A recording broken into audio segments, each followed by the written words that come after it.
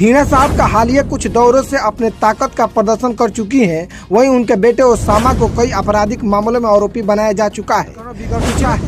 क्या लोकसभा सीट फिर जदयू के खाते में जाएगा या भाजपा अपना उम्मीदवार उतारेगी? राजद की तरफ से हिना साहब को उम्मीदवार ही रहेंगी या अवध बिहारी चौधरी को मौका मिलेगा?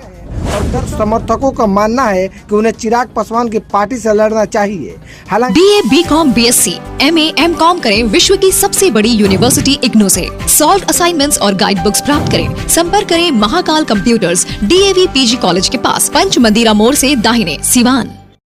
बिहार के कई लोकसभा सीटों पर कई उम्मीदवारों के सपनों पर पानी फिर गया है।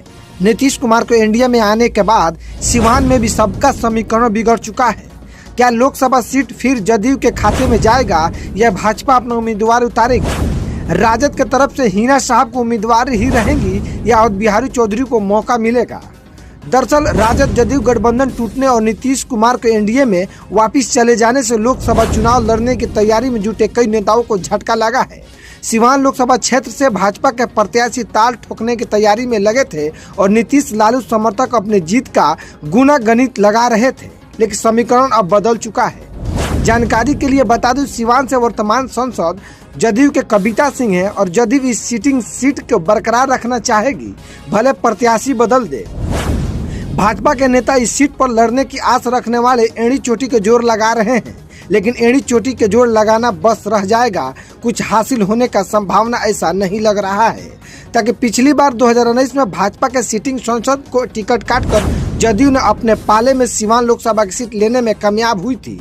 राजद कांग्रेस गठबंधन में ये सीट राजद के ही खाते में जाएगी, ताकि सिवान लोकसभा की सीट कई दशक से राजद अपने पास रखी है। हालांकि इस सीट से राजद की उम्मीदवार रही हिना साहब ने अपने पत्ते अभी तक नहीं खोले हैं और मरहूम शहाबुद्दीन समर्थकों द्वारा लालू परिवार और सिवान विधायक अवध बिहारी चौधरी के खिलाफ गाहे बगाहे मोर्चा खोले जाता रहा है। हिना साहब का हालिया कुछ दौरों से अपने ताकत का प्रदर्शन कर चुकी हैं। वहीं उनके बेटे ओसामा को कई आपराधिक मामलों में आरोपी बनाया जा चुका है।